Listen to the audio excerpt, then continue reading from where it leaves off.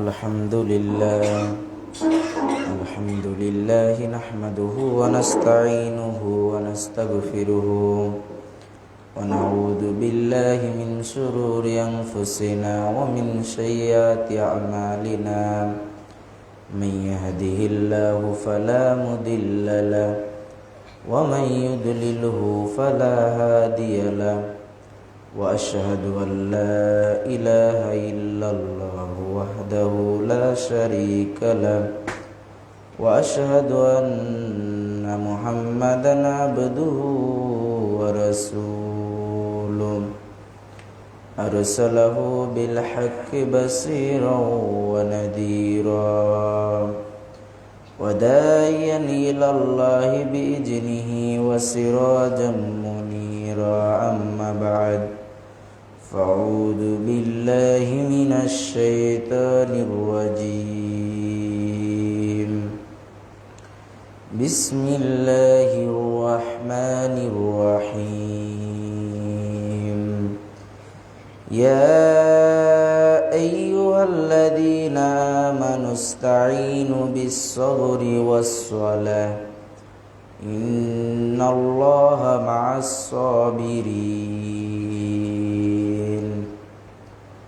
وقال رسول الله صلى الله عليه وسلم عن أنس رضي الله تعالى عنه قال قال رسول الله صلى الله عليه وسلم أول ما يحاسب به العبد يوم القيامة الصلاة فإن صلحت صلح له سائر عمله وإن فسدت فسد سائر عمله।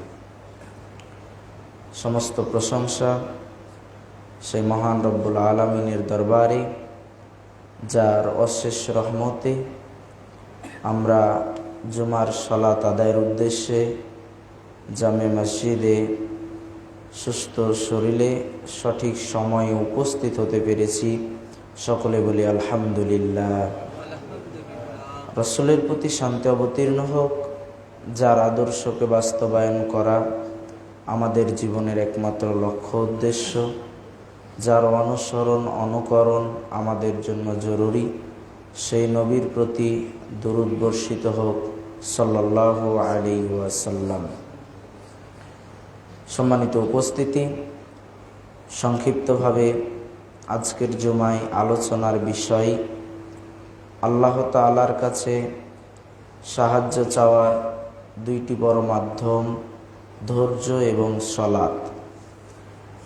এই দুই মাধ্যমে কিভাবে আমরা আল্লাহ তাআলার কাছে সাহায্য চাইতে পারি, আজকের খুতবায় তা তুলে ধরার চেষ্টা করব ইনশাআল্লাহ। অত্র বিষয়ে আলোচনা করতে গিয়ে আমরা শুরুতে আপনাদেরকে জানানোর চেষ্টা করব কিভাবে আমরা ধৈর্যের মাধ্যমে আল্লাহ তাআলার কাছে চাইতে পারি। আমাদের আকাঙ্ক্ষার বিষয় যেটা আমরা চাই সেটা ধৈর্যের মাধ্যমে কিভাবে আল্লাহ তাআলার কাছে চাইতে পারি তা আমরা দেখার চেষ্টা করব। এরপরে আমরা জানার চেষ্টা করব সালাতের মাধ্যমে কিভাবে আমরা চাইতে পারি।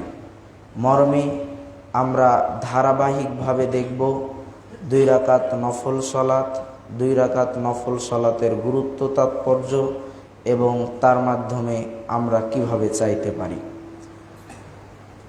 আল্লাহ তাআলা পবিত্র কোরআনুল কারিমে সূরা বাকারা অধ্যায় 2 আয়াত নং 153 মধ্যে আল্লাহ তাআলা বলছেন, ইয়া আইয়ুহাল্লাযীনা আমানু, হে ঈমানদারগণ, ইস্তাঈনু বিস-সাবরি ওয়াস-সালাহ, তোমরা ধৈর্য এবং সালাতের মাধ্যমে আল্লাহ তাআলার কাছে চাও।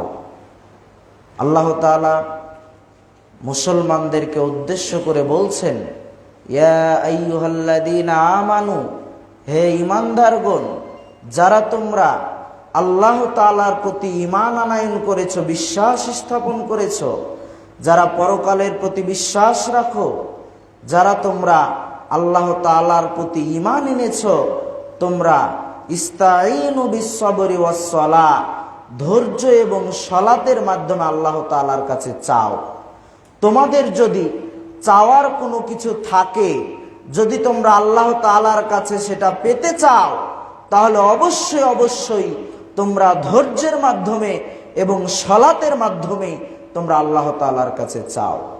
এরপর আল্লাহ তাআলা বলছেন, ইন্নাল্লাহা মা'আস-সাবিরিন, নিশ্চয় আল্লাহ তাআলা ধৈর্যশীলদের সাথেই রয়েছেন। যারা ধৈর্য সহকারে আল্লাহ তাআলার কাছে চাইতে পারে, এরকম ব্যক্তিদেরকে আল্লাহ তাআলা তাদের ধৈর্যের ফলাফল দিয়ে থাকেন। সম্মানিত উপস্থিতি, আমাদের মনের মধ্যে একটা প্রশ্ন জেগে যায় যে সালাতের মাধ্যমে চাওয়া যায়, বিষয়টি আমাদের বুঝে আসে। সালাতে আমরা আল্লাহ তাআলার কাছে দুয়ার মাধ্যমে বিভিন্ন রকম প্রার্থনা করে থাকি। আমরা সূরা ফাতিহার মাধ্যমে আল্লাহ তাআলার কাছে চেয়ে থাকি। রুকু সিজদার দোয়াগুলোতে আমরা বিভিন্ন রকম কথা, আমাদের দাবি দাওয়া আল্লাহ তাআলার কাছে পেশ করে থাকি। সালাতের মাধ্যমে চাওয়া যায়, বিষয়টি বুঝে আসে। কিন্তু ধৈর্যের মাধ্যমে আল্লাহ তাআলার কাছে আমরা কিভাবে চাইতে পারি? ধৈর্যের মাধ্যমেও আল্লাহ তাআলার কাছে চাওয়া যায় এবং তার ফলাফলও পাওয়া যায়। দেখুন, ধৈর্যের মাধ্যমে যদি আমরা আল্লাহ তাআলার কাছে চাই, তাহলে আল্লাহ তাআলা ধৈর্যের ফলাফল আমাদের দিয়ে থাকেন। তার পূর্বেই আমাদের ছোট্ট করে জেনে নেওয়া উচিত যে ধৈর্য জিনিসটা কি। ধৈর্য জিনিসটা হচ্ছে আপনার আনন্দের মুহূর্তে বা খুব কষ্টের সময়, কোনো প্রতিকূল পরিবেশে আপনার নিজেকে নিয়ন্ত্রণ করার নামই হচ্ছে ধৈর্য। এরকম অবস্থায় হতে পারে সেটা আনন্দের অবস্থা, হতে পারে সেটা কোনো প্রতিকূল পরিবেশ, হতে পারে কোনো দুঃখ দুর্দশার সময়, নিজেকে নিয়ন্ত্রণ রেখে আল্লাহ তাআলা যা আমার ভাগ্যে লিখে রেখেছেন তার প্রতি অগাধ বিশ্বাস রেখে তার উপরে অবস্থান করার নামই হচ্ছে ধৈর্য। দেখুন, ধৈর্য ধারণের মাধ্যমে আল্লাহ তাআলার কাছে সাহায্য চাইলে পাওয়া যায়, বিষয়টি আপনাদেরকে বোঝাই। রাসূলুল্লাহ সাল্লাল্লাহু আলাইহি ওয়াসাল্লাম মক্কার কাফেরদেরকে যখন দ্বীনের দাওয়াত দেওয়া শুরু করলেন, যখন কাফেরদেরকে বলা শুরু করলো, দেখো এখন থেকে আর এত দেবদেবীর পূজা করা চলবে না, এত দেবদেবীর ইবাদত করা চলবে না, বরং আমাদেরকে ইবাদত করতে হবে একমাত্র স্রষ্টার, যিনি আমাদেরকে সৃষ্টি করেছেন, তার সাথে কাউকে শরীক স্থাপন করা যাবে না, বরং তাকে একক হিসেবে মেনে নিতে হবে। এই দাওয়াত যখন রাসূলুল্লাহ সাল্লাল্লাহু আলাইহি ওয়াসাল্লাম মক্কার মানুষের মাঝে দেওয়া শুরু করলেন, তখন মক্কার মানুষরা আল্লাহ রসুলের প্রতি ক্ষিপ্ত হয়ে গেলেন। তারা রাসূলুল্লাহ সাল্লাল্লাহু আলাইহি ওয়াসাল্লামের প্রতি ক্ষিপ্ত হয়ে গেল। এমনকি রাসূলুল্লাহ সাল্লাল্লাহু আলাইহি ওয়াসাল্লামের প্রতি তাদের জুলুম নির্যাতন একবারে বৃদ্ধি করে দিলেন। রাসূলুল্লাহ সাল্লাল্লাহু আলাইহি ওয়াসাল্লাম এক পর্যায়ে চিন্তা করলেন যে মক্কাতে দ্বীনের দাওয়াত দিয়ে সুবিধা করা যাচ্ছে না, মানুষ ইসলাম গ্রহণ করছে না। রাসূলুল্লাহ সাল্লাল্লাহু আলাইহি ওয়াসাল্লাম দাওয়াত দেওয়ার উদ্দেশ্যে তায়েফের দিকে রওনা হলেন, যে তায়েফবাসীকে কিভাবে দাওয়াত দেওয়া যায় সেটা একবার দেখি। রাসূলুল্লাহ সাল্লাল্লাহু আলাইহি ওয়াসাল্লাম তায়েফবাসীকে যখন দ্বীনের দাওয়াত দেওয়ার জন্য তায়েফে গেলেন, আল্লাহ রসুল দাওয়াত দেওয়া শুরু করেছেন। তায়েফবাসীও রাসূলুল্লাহ সাল্লাল্লাহু আলাইহি ওয়াসাল্লামের প্রতি ক্ষিপ্ত হয়ে গেল। রাসূলুল্লাহ সাল্লাল্লাহু আলাইহি ওয়াসাল্লাম যখন এক আল্লাহর প্রতি মানুষকে ডাকা শুরু করলেন, তায়েফবাসীও আল্লাহ রসুলের প্রতি ক্ষিপ্ত হয়ে গেল। তায়েফের যারা রাজা বাদশাহ ছিল, তারা সাধারণ মানুষকে বলল, শুনো, এই যে দেখতে পাচ্ছ এই পাগল মোহাম্মদকে, এ একটা পাগল, তোমাদেরকে পাগলের প্রলাপ শোনাতে এসেছে। এ যখন রাস্তা দিয়ে যাবে তোমরা একে মেরে রক্তাক্ত করে দিবে। রাসূলুল্লাহ সাল্লাল্লাহু আলাইহি ওয়াসাল্লাম তায়েফের রাস্তা দিয়ে হেঁটে যাচ্ছেন, আর রাস্তার দুই ধারে তায়েফবাসী দাঁড়িয়ে দাঁড়িয়ে পাথর নিক্ষেপ করছে আর হাসি মস্করা করছে। রাসূলুল্লাহ সাল্লাল্লাহু আলাইহি ওয়াসাল্লামের গায়ে যখন পাথরগুলো এসে লাগছে, তখন আল্লাহ রসুলের শরীর থেকে রক্ত ছিটকিয়ে ছিটকিয়ে পড়ছে। মর্মান্তিক অবস্থা। রাসূলুল্লাহ সাল্লাল্লাহু আলাইহি ওয়াসাল্লাম একটা পর্যায়ে গিয়ে অজ্ঞান হয়ে গেলেন। এরপরে রাসূলুল্লাহ সাল্লাল্লাহু আলাইহি ওয়াসাল্লামের একটা সময় যখন জ্ঞান ফিরল, এমত অবস্থায় জিবরাইল আলাইহিস সালাম আল্লাহ রসুলের কাছে এসে বলছেন, আল্লাহ রসুল, আপনি একটু আল্লাহ তাআলার কাছে অনুমতি চান, আপনি একটু আল্লাহ তাআলার কাছে দোয়া করুন, আপনি আল্লাহ তাআলাকে বলুন আমি এই তায়েফবাসীকে একবারে পুরোটা ধরে একবারে উল্টিয়ে ওদেরকে মাটির সাথে মিশিয়ে দিই।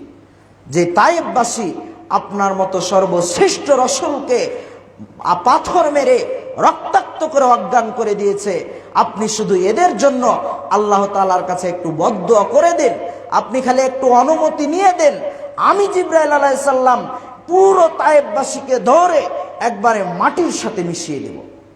রাসূলুল্লাহ সাল্লাল্লাহু আলাইহি ওয়াসাল্লাম এরকম পরিবেশে তায়েফবাসীর জন্য বদদুয়া করলেন না, বরং ধৈর্যের পরিচয় দিলেন।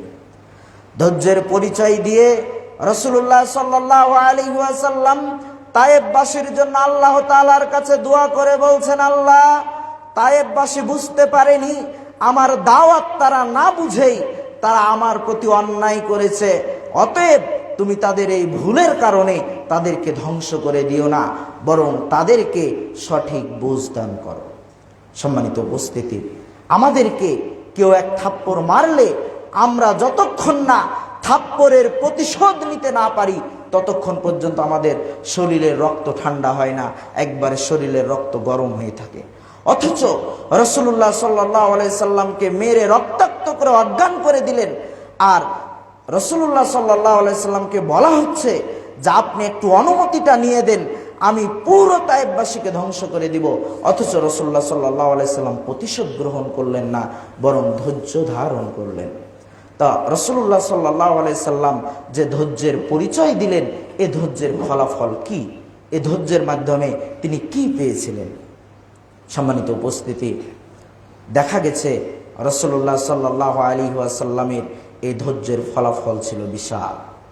এক সময়ে পুরো তায়েফবাসী রাসূলুল্লাহ সাল্লাল্লাহু আলাইহি ওয়াসাল্লামের কাছে এসে ইসলাম গ্রহণ করে মুসলমানদের সংখ্যা বৃদ্ধি করে ইসলামকে দিক বিদিক ছড়িয়ে দেওয়ার জন্য তারা ভূমিকা পালন করেছিলেন। সেই দিন যদি রাসূলুল্লাহ সাল্লাল্লাহু আলাইহি সাল্লাম ধৈর্য না ধরে তাদের জন্য বদদুয়া করতেন, পুরো তায়েফবাসী ধ্বংস হয়ে যেত। কিন্তু রাসূলুল্লাহ সাল্লাল্লাহু আলাইহি সাল্লামের ধৈর্যের কারণেই এরা একদিন ইসলাম গ্রহণ করে মুসলমানদের সংখ্যা বৃদ্ধি করেছে, মুসলমানদের দিন প্রচারে তারা সহযোগিতা করেছে। এটাই হচ্ছে ধৈর্যের ফলাফল। মানুষ যদি ধৈর্য ধারণ করে তাহলে ধৈর্যের সুন্দর ফলাফল পাওয়া যায়। মানুষ ধৈর্য ধারণ করে কিছু আল্লাহ তাআলার কাছে চাইলে তার ফলাফলটা সুন্দর হয় এবং পাওয়া যায়। আর একটু দেখুন, আয়েশা রাদিয়াল্লাহু তাআলা আনহার নামে যখন অপবাদ দিয়ে বলা হলো আয়েশা খারাপ কাজ করেছে, এই কুরটনা যখন পুরো আরবে ছড়িয়ে পড়ল, তখন রাসূলুল্লাহ সাল্লাল্লাহু আলাইহি ওয়াসাল্লাম এক পর্যায়ে আয়েশার কাছে এসে বলছেন, আয়েশা, তুমি যদি খারাপ কাজ করেই থাকো তাহলে স্বীকার করে নাও, আল্লাহ তাআলার কাছে তওবা করো, আল্লাহ তাআলা তওবা গ্রহণ করবে। আর তুমি যদি এটা না করে থাকো সেটাও বলো, তাহলে আমরা কিছুটা শান্তি পাবো। রাসূলুল্লাহ সাল্লাল্লাহু আলাইহি ওয়াসাল্লামের এই কথা শুনে আয়েশা হতভম্ব হয়ে গেলেন যে রাসূলুল্লাহ সাল্লাল্লাহু আলাইহি ওয়াসাল্লাম আমাকে এরকম প্রশ্ন করলেন, আল্লাহ রাসূলও কি তাহলে এই কুরটনাকে বিশ্বাস করে ফেলেছে? আয়েশা রাদিয়াল্লাহু তাআলা আনহা তার মাকে বলছে, আম্মা আপনি আল্লাহ রাসূলকে কিছু বলুন। আয়েশা রাদিয়াল্লাহু তাআলা আনহার মা চুপ করে রয়েছেন। সে তার পিতাকে বলছেন, আব্বা আপনি কিছু বলুন। আবু বকর রাদিয়াল্লাহু তাআলা আনহু চুপ করে রয়েছে, কিছুই বলছে না। তখন আয়েশা রাদিয়াল্লাহু তাআলা আনহা বলছেন, আল্লাহর রাসূল, আমি একটা ছোট মেয়ে, এই অবস্থায় আমি কিছু বললে সেটা গ্রহণযোগ্য হবে কিনা সেটা আমি বলতে পারবো না। শুনেন, আমি এমন একটা পরিবেশে রয়েছি, এই পরিবেশে যদি আমি বলি আমি আয়েশা খারাপ কাজ করিনি, তাহলে জনসাধারণ বলবে আয়েশা খারাপ কাজ করে বলছে করেনি। আর আমি আয়েশা যদি বলি যে হ্যাঁ আমি করেছি, তাহলে মিথ্যা হয়ে যাবে সত্য। আমি কোনোটাই বলতে পারছি না। আমি যদি এই অবস্থায় বলি আয়েশা খারাপ কাজ করেছি, তাহলে সত্য হয়ে যাবে, মিথ্যা হয়ে যাবে সত্য। আর যদি বলি যে না করিনি, তাহলে সাধারণ মানুষ বলবে যে আয়েশা এরকম খারাপ কাজ করার পরে বলছে করিনি। তাই আমি এরকম পরিবেশে ধৈর্য ধারণ করে ইউসুফ আলাইহিস সালামের পিতা ইয়াকুব আলাইহিস সালাম তার বিপদের সময় যেমন বলেছিলেন ফাসাবরুন জামিল, আমি উত্তম ধৈর্য ধারণ করলাম, ঠিক আমি আয়েশাও সেই কথা বলছি, আমি উত্তম ধৈর্য ধারণ করলাম। ইউসুফ আলাইহিস সালামের পিতা ইয়াকুব যখন ইউসুফ আলাইহিস সালামকে হারিয়ে ফেললেন, তার সন্তানরা ইউসুফ আলাইহিস সালামকে নিয়ে গিয়ে যখন কুয়াতে ফেলে দিয়ে বলল তার পিতার কাছে এসে যে ইউসুফকে বাঘে খেয়েছে, তখন ইয়াকুব আলাইহিস সালাম বুঝেছিলেন যে আমার সন্তানকে হয় তারা মেরে ফেলেছে বা অন্য কিছু করেছে, বাঘে খায়নি। এমতো অবস্থায় ইয়াকুব আলাইহিস সালাম ধৈর্য ধরে বলেছিলেন ফাসাবরুন জামিল, আমি উত্তম ধৈর্য ধারণ করলাম, এই ধৈর্যের ফলাফল আল্লাহ তাআলা দিবেন। তাই তো এক সময়ে একবারে ইউসুফ আলাইহিস সালামের পিতার ইয়াকুব আলাইহিস সালামের বৃদ্ধ অবস্থায় আল্লাহ তাআলা ইউসুফকে তার কাছে ফিরিয়ে দিয়েছিলেন। এটা ছিল ধৈর্যের ফলাফল। ঠিক আয়েশা রাদিয়াল্লাহু তাআলা আনহাও সেই ধৈর্য ধারণ করেছিলেন, তারও ফলাফল ছিল এরকমই।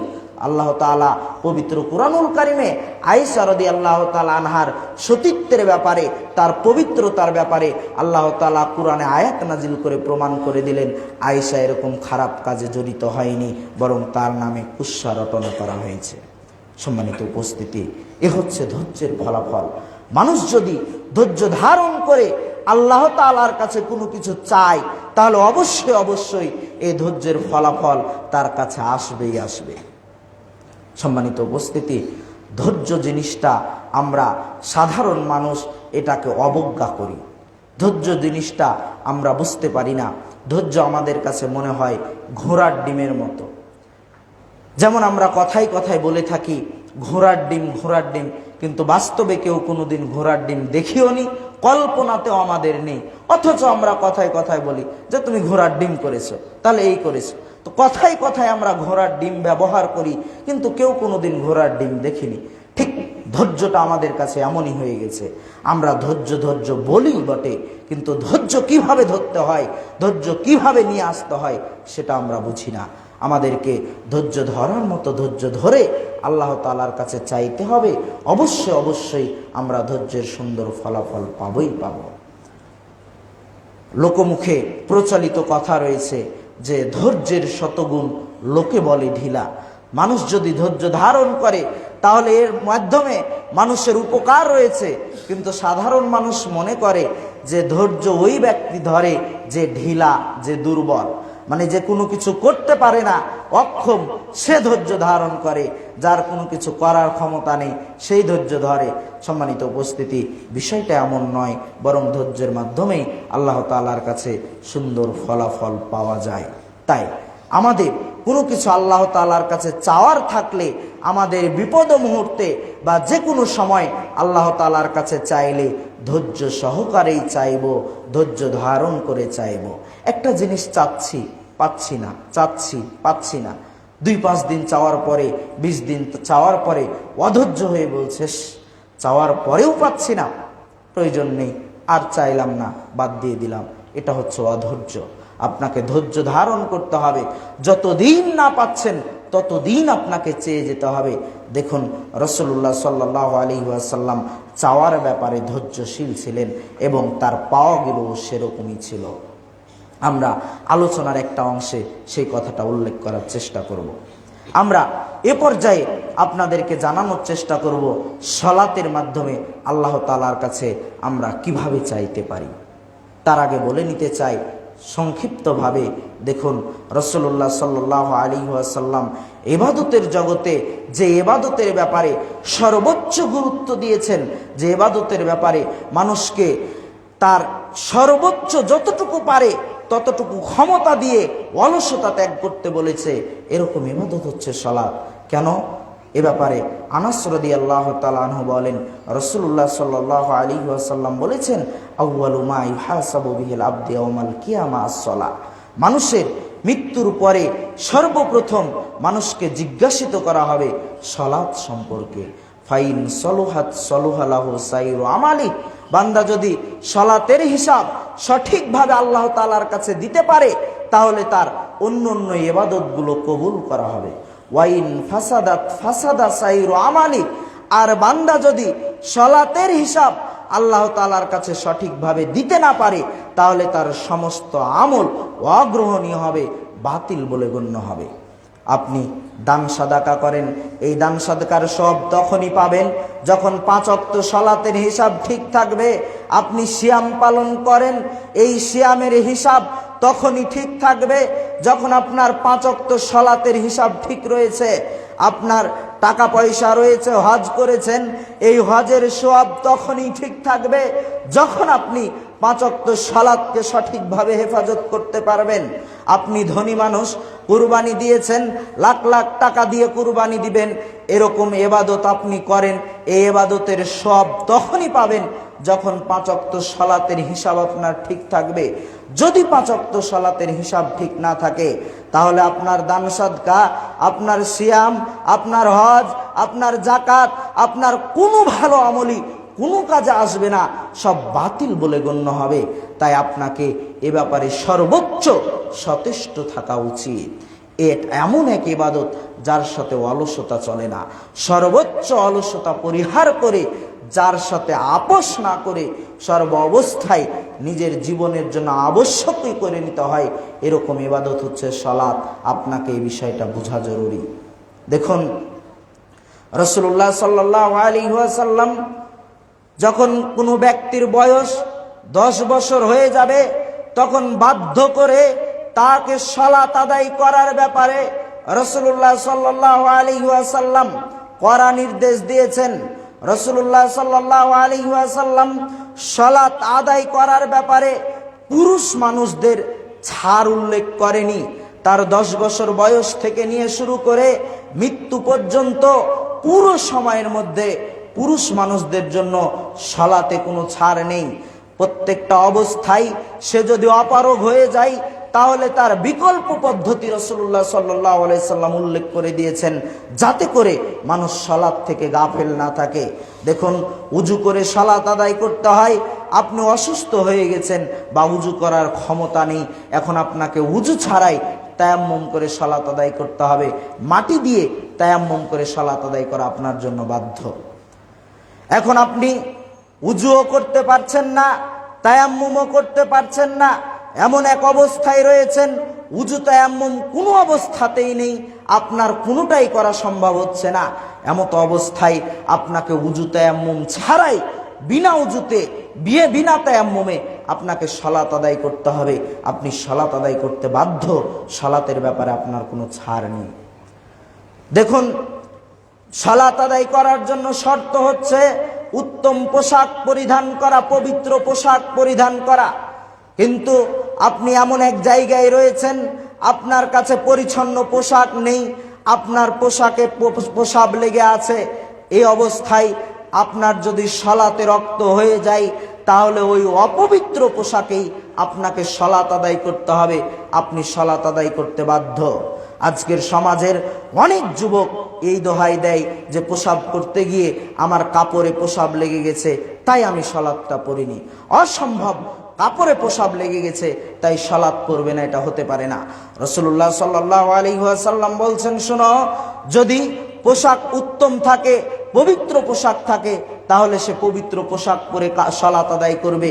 যদি তার কাছে পবিত্র পোশাক না থাকে, উত্তম পোশাক না থাকে, তাহলে যেই পোশাক রয়েছে অপবিত্র পোশাক পরেই সালাত আদায় করতে হবে, আপনি সালাত আদায় করতে বাধ্য।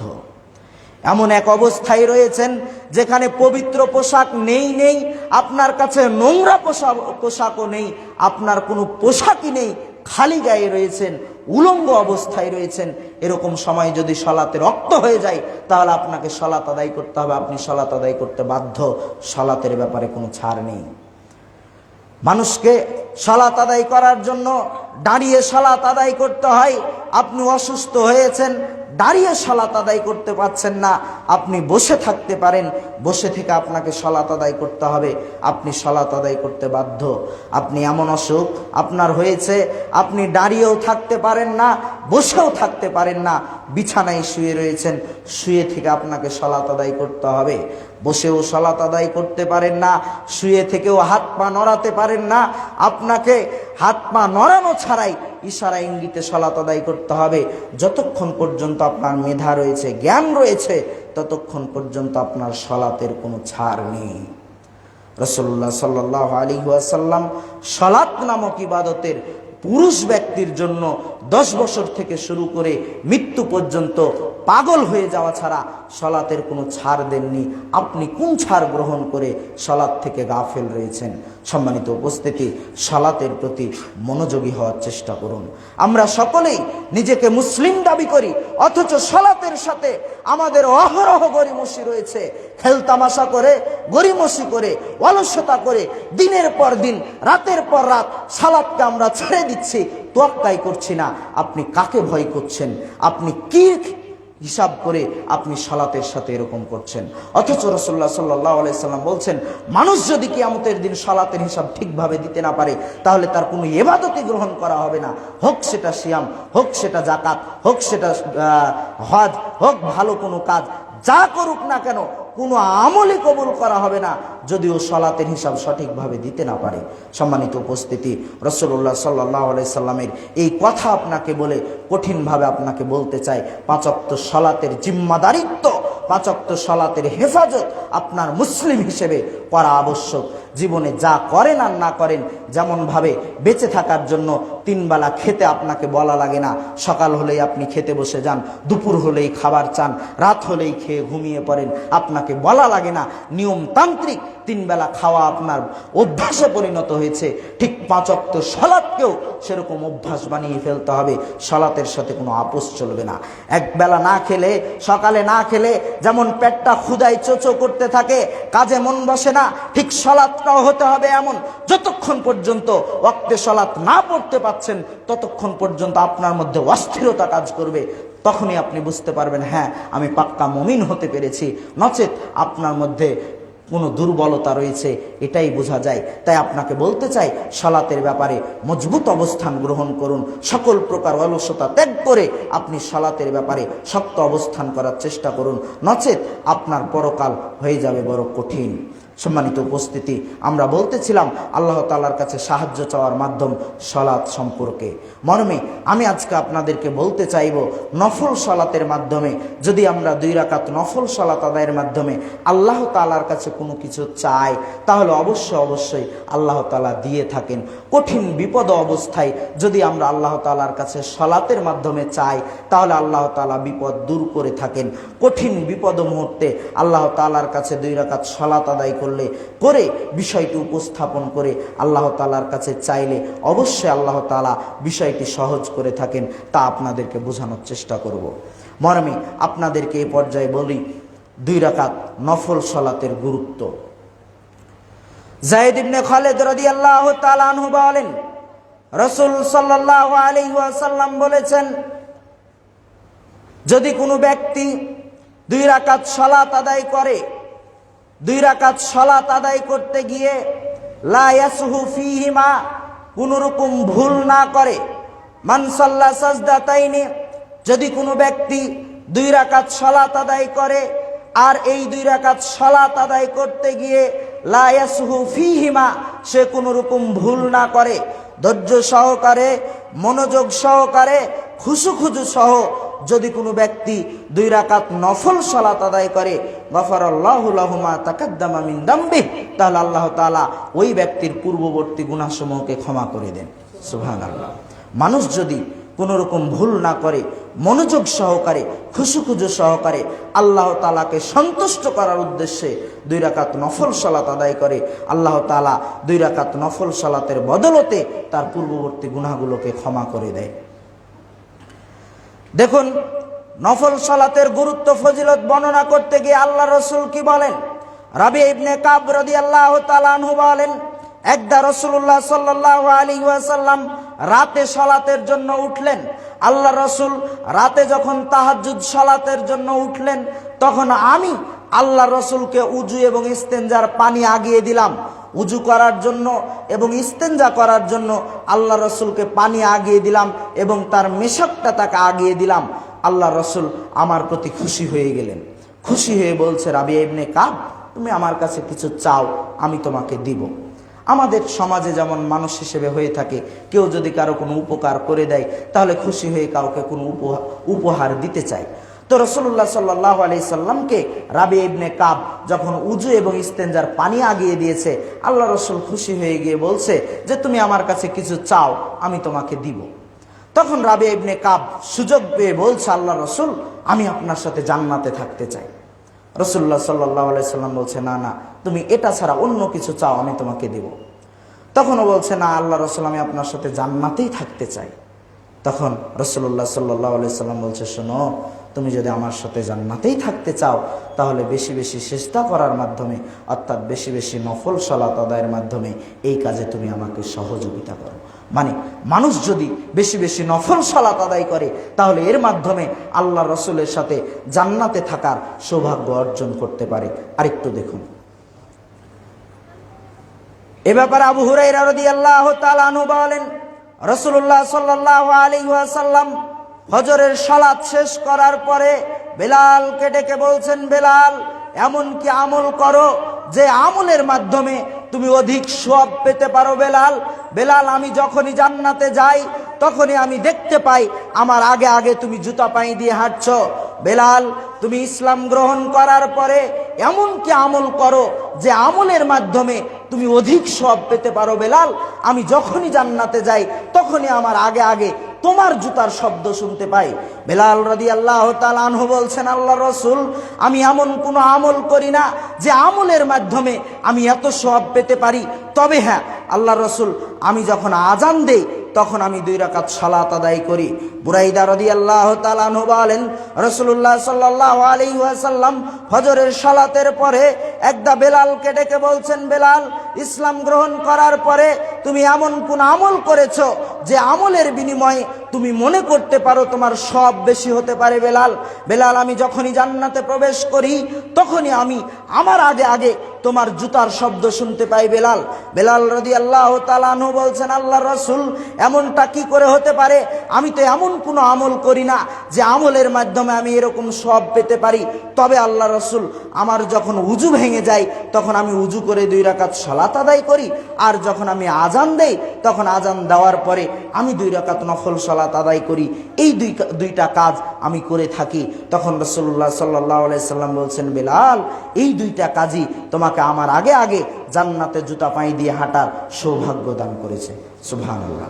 সম্মানিত উপস্থিতি, বোঝা যায় মানুষ যদি আজানের পরে 2 রাকাত নফল সালাত আদায় করে, মানুষ যদি উযু করার পরে 2 রাকাত নফল সালাত আদায় করে, তাহলে এর মাধ্যমে রাসূলুল্লাহ সাল্লাল্লাহু আলাইহি ওয়াসাল্লামের সাথে জান্নাতে থাকার সৌভাগ্য মানুষ অর্জন করতে পারে।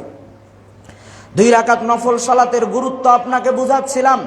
দেখুন, আনাস ইবনে মালিক রাদিয়াল্লাহু তাআলা আনহু বলেন, রাসূল সাল্লাল্লাহু আলাইহি ওয়াসাল্লাম বলেছেন, মানুষ যদি মসজিদে ফজরের সালাত জামাতের সহিত আদায় করে, ফজরের সালাত জামাত সহকারে আদায় করার পরে ওই স্থানেই বসে থেকে জিকির আজকার করতে থাকে, তাসবিহ তাহলিল পাঠ করতে থাকে সূর্য ওঠা পর্যন্ত। যখন সূর্য উঠে যায়, সূর্য ওঠার পরে যদি ওই ব্যক্তি 2 রাকাত নফল সালাত আদায় করে, তাহলে এই 2 রাকাত নফল সালাত সমপরিমাণ হচ্ছে পূর্ণ হজ উমরার নেকি, পূর্ণ হজ উমরার নেকি, পূর্ণ হজ উমরার নেকি। কথাটি রাসূলুল্লাহ সাল্লাল্লাহু আলাইহি সাল্লাম 3 বার বললেন। মানুষ যদি কেউ ফজরের সালাত জামাত সহকারে আদায় করে ওই স্থানেই বসে তাসবিহ তাহলিল পাঠ করে জিকির আজকার করতে থাকে সূর্য ওঠা পর্যন্ত, সূর্য উঠে গেলে 2 রাকাত নফল সালাত আদায় করে, তাহলে এইভাবে সালাত আদায় করলে, হজ উমরা পালন করলে যত সওয়াব হয়, এইভাবে 2 রাকাত নফল সালাত আদায় করলে তত সওয়াব হয়। সম্মানিত উপস্থিতি, বোঝা যায় 2 রাকাত নফল সালাতের অনেক গুরুত্ব রয়েছে। আয়েশা রাদিয়াল্লাহু তাআলা আনহা বলেন, রাসূলুল্লাহ সাল্লাল্লাহু আলাইহি ওয়াসাল্লাম বলেছেন, রাকাতাল ফজরি খায়রুম মিনাদ দুনিয়া ওয়া মা ফিহা। ফজরের পূর্বের 2 রাকাত সুন্নাত সালাত, নফল সালাত, এই পৃথিবী এবং এই পৃথিবীর মধ্যে যা কিছু রয়েছে তার চাইতে অনেক অনেক অনেক গুণে উত্তম। যদি কোনো ব্যক্তি ফজরের পূর্বের 2 রাকাত সুন্নাত সালাত আদায় করে, তাহলে এই 2 রাকাত সুন্নাত সালাতের সওয়াব, এই 2 রাকাত সুন্নাত সালাতের গুরুত্ব হচ্ছে এই পৃথিবী এবং এই পৃথিবীর মধ্যে যা কিছু রয়েছে তার চাইতে উত্তম। আপনাকে আমি এই পৃথিবীর মূল্য বোঝাতে অক্ষম, এই পৃথিবীর মধ্যে যা কিছু রয়েছে তার মূল্য বোঝাতে আমি অক্ষম, তাহলে আপনাকে কি দিয়ে বোঝাতে পারি 2 রাকাত নফল সালাতের গুরুত্ব কত? সম্মানিত উপস্থিতি, আমরা 2 রাকাত নফল সালাত আদায়ের মাধ্যমে রাসূলুল্লাহ সাল্লাল্লাহু আলাইহি ওয়াসাল্লামের এই ছেড়ে দেওয়া উপহারগুলো আমরা গ্রহণ করতে পারি। রাসূলুল্লাহ সাল্লাল্লাহু আলাইহি ওয়াসাল্লাম নফল সালাতের অনেক গুরুত্বের কথা বলেছেন। আমরা যদি ফরজ সালাতের পাশাপাশি আমাদের এই নফল সালাতগুলো সময়ে সময় আদায় করতে পারি, তাহলে এটা আমাদের জান্নাতে যাওয়ার পথকে অনেকটাই সহজ করে দেয়। দেখুন, আমরা 2 রাকাত নফল সালাত কোন কোন সময় আদায় করতে পারি? বিশেষ করে নিষিদ্ধ সালাতের যে সময় রয়েছে, যখন সূর্য উঠছে, যখন মাথার উপর রয়েছে, যখন ডুবছে, যে নিষিদ্ধ সময়গুলো সালাতের রয়েছে, এই সময়গুলো বাদ দিয়ে যে কোনো সময় আমরা 2 রাকাত নফল সালাত আল্লাহকে সন্তুষ্ট করার উদ্দেশ্যে পড়তে পারি। তবে নফল সালাত আদায় করার কিছু স্থানও রয়েছে। যেমন আপনি যখন মসজিদে প্রবেশ করবেন, মসজিদে প্রবেশ করার পরে আপনি 2 রাকাত নফল সালাত আদায় করবেন। রাসূলুল্লাহ সাল্লাল্লাহু আলাইহি ওয়াসাল্লাম বলেছেন। আব্দুল্লাহ ইবনে মুগাফফাল রাদিয়াল্লাহু তাআলা আনহু বলেন, রাসূলুল্লাহ সাল্লাল্লাহু আলাইহি ওয়াসাল্লাম বলেছেন, ইজা দাখালা আহাদুকুম, যখন তোমাদের কেউ প্রবেশ করবে মসজিদে, ফালা ইউসাল্লি হাত্তা ইয়াজলিস, সে যেন না বসে, হাত্তা ইউসাল্লি রাকাতাইন, যতক্ষণ না সে 2 রাকাত সালাত আদায় করছে। 2 রাকাত সালাত আদায় না করে সে যেন মসজিদে না বসে। তাহলে বোঝা যায় মসজিদে প্রবেশ করলে 2 রাকাত সালাত আদায় করতে হয়। এর আগে আমরা দেখলাম যে উজু করার পরে 2 রাকাত নফল সালাত আদায় করা যায়, আজানের পরে 2 রাকাত নফল সালাত আদায় করা যায়। এভাবে যেগুলো নির্দিষ্ট জায়গা রয়েছে সেগুলোতে আমরা 2 রাকাত নফল সালাত আদায় করতে পারি। পাশাপাশি যে কোনো সময় আমরা আল্লাহকে সন্তুষ্ট করার উদ্দেশ্যে আমাদের মনোবাসনাগুলো আল্লাহ তাআলার কাছে পেশ করার জন্য আমরা 2 রাকাত সালাত আদায়ের মাধ্যমে আল্লাহ তাআলার কাছে চাইতে পারি, এবং চাইলে আল্লাহ তাআলা দিবেন। দেখুন, আপনি কঠিন বিপদের মধ্যে রয়েছেন, চতুর্দিক থেকে আপনাকে বিপদে ধেয়ে বসেছে। পারিবারিক বিপদ, সামাজিক বিপদ, আর্থিক বিপদ, বিপদ আর বিপদ। মনে হচ্ছে বিপদ থেকে উদ্ধার হতে পারছেন না। যেদিকেই যাচ্ছেন শুধু বিপদই দেখছেন, যেদিকেই যাচ্ছেন শুধু বিপদই দেখছেন। মনে হচ্ছে বিপদ আপনাকে ধেয়ে বসেছে। এমতো অবস্থায় 2 রাকাত সালাত আপনাকে বিপদ থেকে মুক্ত করে দিতে পারে। বিষয়টা আপনার কাছে মনে হবে এটা কি করে হতে পারে? বাস্তবেই তাই। রাসূলুল্লাহ সাল্লাল্লাহু আলাইহি সাল্লাম এই কথাই বলছে, মানুষের বিপদ মুহূর্তে 2 রাকাত নফল সালাত মানুষকে একবারে জাদুর মতো কাজ করতে পারে। আবু হুরায়রা রাদিয়াল্লাহু তাআলা আনহু বলেন, রাসূলুল্লাহ সাল্লাল্লাহু আলাইহি ওয়াসাল্লাম বলেছেন, বনি ইসরাইলের একজন ব্যক্তি ছিল, নাম তার জুরাইজ। জুরাইজ তার ইবাদতখানায় ইবাদত করত। সব সময় তার একটা ইবাদতখানা ছিল, ওই ইবাদতখানায় সে ইবাদত করত। হঠাৎ একদিন জুরাইজের মা এসে জুরাইজকে ডাক দিয়ে বলছেন, জুরাইজ। জুরাইজ চিন্তা করছে, আমি আমার মায়ের ডাকে সাড়া দিব নাকি আমার ইবাদতটা চালিয়ে যাব। আবার জুরাইজের মা ডাক দিয়ে বলেছে, জুরাইজ। জুরাইজ চিন্তা করছে যে আমি আমার ইবাদতটা চালিয়ে যাব নাকি আমার মায়ের ডাকে সাড়া দিব। এরকম চিন্তা করছে, এমত অবস্থায় জুরাইজের মা জুরাইজের জন্য বদদুয়া করে বলছেন, আল্লাহ, জুরাইজ যেন পতিতালয়ের মহিলার মুখ না দেখা পর্যন্ত মৃত্যুবরণ না করে। আল্লাহ তাআলা জুরাইজের মার এই বদদুয়া কবুল করে নিলেন। পরক্ষণেই দেখা গেল একজন খারাপ মহিলা এসে জুরাইজকে খারাপ কাজের প্রস্তাব দিল। জুরাইজ এই কাজ করতে অস্বীকৃতি জানালো, ওই মহিলাকে দূর দূর করে তার থেকে তাড়িয়ে দিল।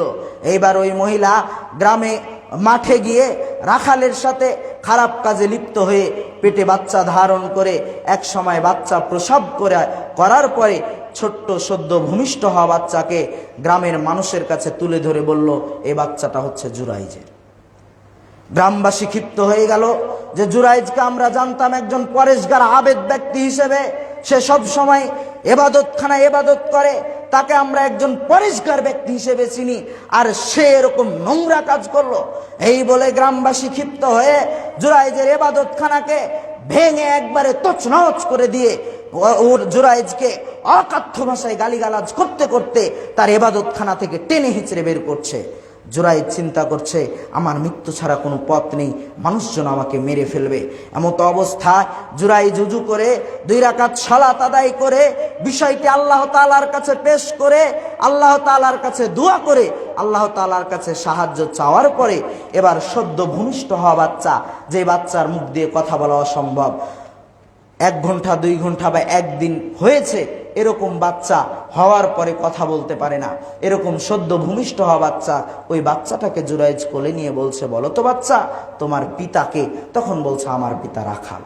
দেখুন যে অবস্থায় জুরাইজের বাঁচার কোনো পথই ছিল না, মানুষ ওকে মেরে ফেলবে এরকম অবস্থা। এরকম অবস্থায় 2 রাকাত সালাত আদায় করে জুরাইজ আল্লাহ তাআলার কাছে সাহায্য চাওয়ার মাধ্যমে জুরাইজ কঠিন বিপদ থেকে রক্ষা পেয়েছে।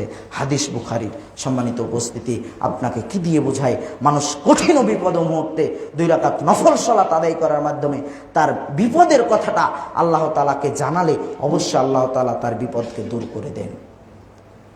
দেখুন, আবু হুরায়রা রাদিয়াল্লাহু তাআলা আনহু বলেন, ইব্রাহিম আলাইহিস সালাম, রাসূলুল্লাহ সাল্লাল্লাহু আলাইহি ওয়াসাল্লাম বলেছেন, ইব্রাহিম আলাইহিস সালাম তার স্ত্রী সারাকে নিয়ে এক স্বৈরাচারী শাসকের অঞ্চল পার হচ্ছিলেন। ওই স্বৈরাচারী শাসকের নিয়ম ছিল, তার অঞ্চল দিয়ে কেউ যদি যেতে চায়, কোনো মহিলাকে পার করতে চায়, তাহলে তার সাথে রাত কাটানো ছাড়া কোনো মহিলা পার হতে পারবে না। ইব্রাহিম আলাইহিস সালাম বিপদে পড়ে গেলেন, তার স্ত্রীকে নিয়ে কি করবেন? অনেক রকম কলাকৌশল করলেন স্ত্রীকে বাঁচানোর জন্য, কিন্তু পারলেন না। শেষ পর্যন্ত স্বৈরাচারী শাসকের কাছে পাঠিয়ে দিলেন। এইবার স্বৈরাচারী শাসক একটা কক্ষে রয়েছে, ইব্রাহিম আলাইহিস সালামের স্ত্রী সারাকে সেখানে নিয়ে যাওয়া হলো। এইবার সারার সাথে স্বৈরাচারী শাসক খারাপ কাজে লিপ্ত হবে। এমতো অবস্থায় সারা বলছে, থামুন। এই বলে সারা উজু করে 2 রাকাত সালাত আদায় করার পরে আল্লাহ তাআলার কাছে হাত তুলে বলছেন, আল্লাহ, আমি যদি তোমাকে একমাত্র রব হিসেবে মেনে থাকি, আর আমি যদি ইব্রাহিম আলাইহিস সালামকে তোমার নবী হিসেবে মেনে থাকি, আর আমার স্বামী ইব্রাহিম ছাড়া আমার লজ্জা স্থান যদি কেউ ব্যবহার করে না থাকে, তাহলে তুমি আজকে আমাকে এই বিপদ থেকে রক্ষা করো, এই স্বৈরাচারী শাসকের হাত থেকে আমাকে রক্ষা করো। এই দোয়া সারা করার সাথে সাথে স্বৈরাচারী শাসক অজ্ঞান হয়ে মাটিয়ে লুটিয়ে পড়েছে। এ হচ্ছে 2 রাকাত সালাতের কারুকাজ। সারার বাঁচার কোনো পথ ছিল না। এই সময় সারা উজু করে 2 রাকাত নফল সালাত আদায় করার মাধ্যমে আল্লাহ তাআলার কাছে সাহায্য চাওয়ার সাথে সাথে আল্লাহ তাআলা সারাকে কঠিন বিপদ থেকে রক্ষা করেছেন। আপনারও যদি কঠিন বিপদ চলে আসে, আপনি সমাজে কঠিন বিপদের মধ্যে রয়েছেন, এরকম বিপদ থেকে আপনি বাঁচতে চাইলে অবশ্যই 2 রাকাত নফল সালাত আদায় করার মাধ্যমেই আল্লাহ তাআলার কাছে চাইতে হবে এবং ধৈর্য সহকারে চাইতে হবে। চাওয়ার মধ্যে ধৈর্য থাকতে হবে এবং 2 রাকাত সালাতের মাধ্যমে চাইতে হবে। যে কোনো বিপদ আপনার থেকে দূর হবেই হবে। একবারে কঠিন বিশ্বাস রেখে আপনাকে 2 রাকাত সালাত আদায় করে সামনের দিকে এগিয়ে যেতে হবে। ব্যবসাতে ক্ষতি হচ্ছে, আপনি অনেকভাবেই দুঃখ দুর্দশায় জড়িয়ে পড়েছেন, অসুস্থ রয়েছেন, সুস্থ হতে পারছেন না, যে কোনো সমস্যার সমাধান চান, 2 রাকাত নফল সালাত আদায় করে বিষয়টা আল্লাহ তাআলার কাছে পেশ করুন। আল্লাহ তাআলা অবশ্যই আপনার যে কোনো বিপদ দূর করে দিবেন। আল্লাহ তাআলা আমাদের সকলকে যেন সেই তৌফিক দান করেন। আল্লাহুম্মা আমিন। দেখুন, বড় ধরনের পাপ করে ফেলেছেন। পাপ করার পরে মনে করছেন হয়তোবা আপনার পাপের কোনো ক্ষমা নেই, এমন কোনো পাপ করেছেন শয়তান আপনাকে ওয়াসওয়াসা দিচ্ছে, এই তুই তো মদ পানকারী, তুই তো নেশাখোর, তুই মসজিদে যাবি কেন? তোর ইবাদত আর কবুল হবে? তোর ইবাদত করে কি হবে? তুই তো বড় সুদখোর, তোর আল্লাহকে স্মরণ করে কি হবে? তুই তো বড় ঘুষখোর, তোর আল্লাহকে স্মরণ করে কি হবে? আল্লাহ তোর গুনাহ মাফ করবে না। শয়তান আপনাকে ওয়াসওয়াসা দিচ্ছে, বড় পাপ করে ফেলেছেন, অনুশোচনায় ভুগছেন, কি করবেন কোনো পথ পাচ্ছেন না। দেখুন রাসূলুল্লাহ সাল্লাল্লাহু আলাইহি সাল্লাম কি বলছেন। আবু বকর রাদিয়াল্লাহু তাআলা আনহু বলেন, সামিতু রাসূলুল্লাহ সাল্লাল্লাহু আলাইহি ওয়াসাল্লাম ইয়াকুল, আমি রাসূলুল্লাহ সাল্লাল্লাহু আলাইহি সাল্লামকে বলতে শুনেছি, আল্লাহ রাসূল বলেছেন, মা মিন রাজুলিন ইযনাবু যামবান, যখন কোনো ব্যক্তি খুব বড় ধরনের পাপ করে বসে, কঠিন পাপ করে বসে, সুম্মা ইয়াকুম, তারপরে পাপ থেকে ফিরে আসে, বুঝতে পারে যে আমার পাপ হয়ে গেছে, এটা আমার করা উচিত হয়নি, পাপ থেকে ফিরে আসে, সুম্মা ইয়াতাওয়াদ্দা, তারপরে সুন্দরভাবে উযু করে, সুম্মা ইসাল্লি রাকাতাইন, তারপরে 2 রাকাত নফল সালাত আদায় করে, 2 রাকাত নফল সালাত আদায় করে, সুম্মা ইস্তাগফিরুল্লাহ, আল্লাহ তাআলার কাছে ক্ষমা চাই, আল্লাহ আমি বড় ধরনের পাপ করে ফেলেছি, এরকম পাপ আমার দ্বারা করা উচিত ছিল না, অথচ আমি করে ফেলেছি, আল্লাহ তুমি আমাকে ক্ষমা করো। মানুষ যদি পাপ থেকে ফিরে এসে উযু করে 2 রাকাত নফল সালাত আদায় করে আল্লাহ তাআলার কাছে ক্ষমা চায়, গফারাল্লাহু লাহু মা তাকাদ্দামা মিন যামবি, আল্লাহ তাআলা ওই ব্যক্তির পাপকে ক্ষমা করে দেন। সুবহানাল্লাহ। সম্মানিত উপস্থিতি, দেখুন বড় ধরনের পাপ করে বসলে আপনি হতাশায় ভুগবেন না যে হয়তো আমার এই পাপ ক্ষমা হবে না, এরকম হতাশায় ভোগার কারণ নেই, বরং আপনাকে শয়তান এই ওয়াসওয়াসা দিবে যে আপনার পাপ ক্ষমা হবে না। শয়তান আপনাকে ওয়াসওয়াসা দিতে দিতে শয়তান আপনাকে ইসলাম থেকে দূরে সরিয়ে দেওয়ার চেষ্টা করবে।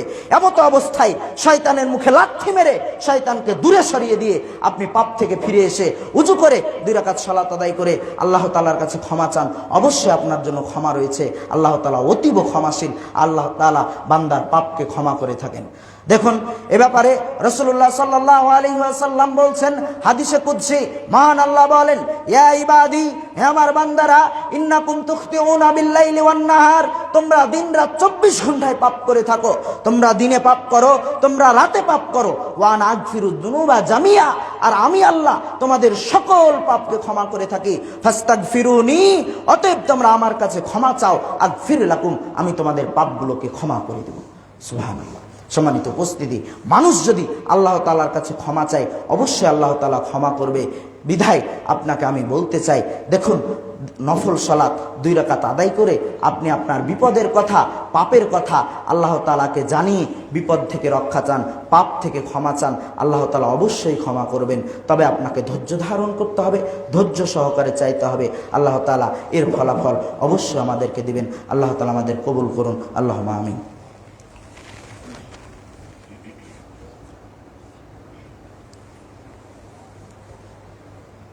আলহামদুলিল্লাহ ওয়াহদা, ওয়াসসালাতু ওয়াসসালামু আলা মান লা নাবিয়্যা বা'দা, আম্মা বা'দ। সম্মানিত উপস্থিতি, দীর্ঘক্ষণ যাবৎ আমরা আলোচনা করছিলাম আল্লাহ তাআলার কাছে সাহায্য চাওয়ার মাধ্যম ধৈর্য এবং সালাত সম্পর্কে।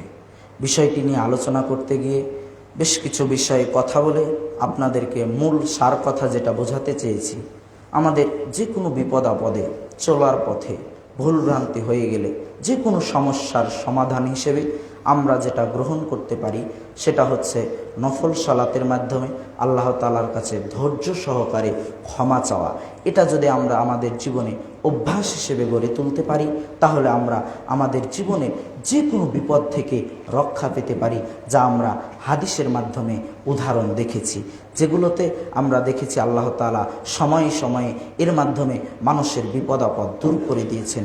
তাই আমরাও যদি অগাধ বিশ্বাস নিজের মধ্যে রেখে নফল সালাতের পরে দুহাত তুলে আল্লাহ তাআলার কাছে চেয়ে যদি আমরা এই আমলটা করতে পারি, অবশ্যই আল্লাহ তাআলা আমাদের বিপদ দূর করবেন, অবশ্যই আল্লাহ তাআলা আমাদের পাপকে ক্ষমা করবেন। বিষয় বিধায় আপনাদেরকে বলতে চাই, এই অভ্যাসটা অবশ্যই নিজের মধ্যে গড়ে তোলার চেষ্টা করুন। ভুল হয়েছে, বিপদ এসেছে, ধৈর্য হারা না হয়ে বরং ধৈর্যের পরিচয় দিন। যখন আপনি ধৈর্য হারা হয়ে যাবেন তখন শয়তান আপনাকে পেয়ে বসবে। মানুষের বিপদের সময় শয়তান কাছে আসে, কারণ তখন মানুষের হিতাহিত জ্ঞান আর থাকে না, কি করবে ওই পথ আর মানুষ খুঁজে পায় না। তখন শয়তান ওয়াসওয়াসা দেওয়ার সুন্দর একটা পথ পেয়ে যায়। শয়তান যা বুঝায় ওই সময় মনে হয় এটাই মনে হয় ভালো, তখন আমরা সেটাই করে বসি। আপনাকে একটু যদি উদাহরণ দিয়ে বলতে চাই, মনে করুন যে আমি আসছি অনেক দূর থেকে, প্রায় দিনাজপুর থেকে আসছি, হয়তোবা আস্তে আস্তে আমার সময় খুব কম, জুমা ধরার জন্য তাড়াহুড়া করে আসতে হচ্ছে। এমত অবস্থা আমার টার্গেটই থাকবে যে কি করে আমি তাড়াতাড়ি আসতে পারি। তো এখন যদি আমি কোনো বদমাইশি লোককে জিজ্ঞাসা করি আর ওর মধ্যে যদি বদমাইশি থাকে, তাহলে বলবে চলেন অমুক জায়গা দিয়ে যদি আপনি যান খুব তাড়াতাড়ি চলে যেতে পারবেন। ওর কথা শুনে যদি আমি এতক্ষণ আসি তাহলে হয়তোবা সে কোনো লোকাল রাস্তাতে ঢুকিয়ে আমাকে ছিনতাই করে সব কিছু কেড়ে নিতে পারবে। হয়তোবা তখন আমার কাছে তার পরামর্শটা খুব ভালো লাগছিল, কিন্তু যখন কাজটা ঘটে যাবে তখন ফলাফল খারাপ হয়ে যাবে। ঠিক তেমনই শয়তান বিপদ মুহূর্তগুলোতে আপনার সুযোগ নেওয়ার চেষ্টা করে। এই সময় যেটা বোঝায় তখন মনে হয় এটাই ঠিক, তখন আমরা ভুল করে বসি। তাই আপনাকে বলার চেষ্টা করব, দেখুন বিপদের সময়গুলোতে ধৈর্য হারা না হয়ে ধৈর্য ধারণ করে 2 রাকাত নফল সালাত আদায় করার মাধ্যমে আল্লাহ তাআলার কাছে চান, আল্লাহ তাআলা আপনার আশা পূর্ণ করবেন। মুসলমান ব্যক্তি আল্লাহর প্রতি অগাধ বিশ্বাস রেখে এই কাজটা করতে থাকুন। আল্লাহ তাআলা আমাদের সকলকে সে তৌফিক দান করুন, আল্লাহুম্মা আমিন। পাশাপাশি 5 ওয়াক্ত সালাতের হেফাজত আপনাকে করাই লাগবে। কখনো 5 ওয়াক্ত সালাতের সাথে গড়িমসি নয়, খেলতামাশা নয়। 5 ওয়াক্ত সালাতকে নিজের জীবনের একটা আবশ্যক কাজ হিসেবে গ্রহণ করে সেটা করুন। আল্লাহ তাআলা আমাদের কবুল করুন, আল্লাহুম্মা আমিন। আল্লাহ তুমি আমাদের থেকে তোমার সকল প্রকার বিপদ আপদ দূর করে দাও, আল্লাহুম্মা আমিন।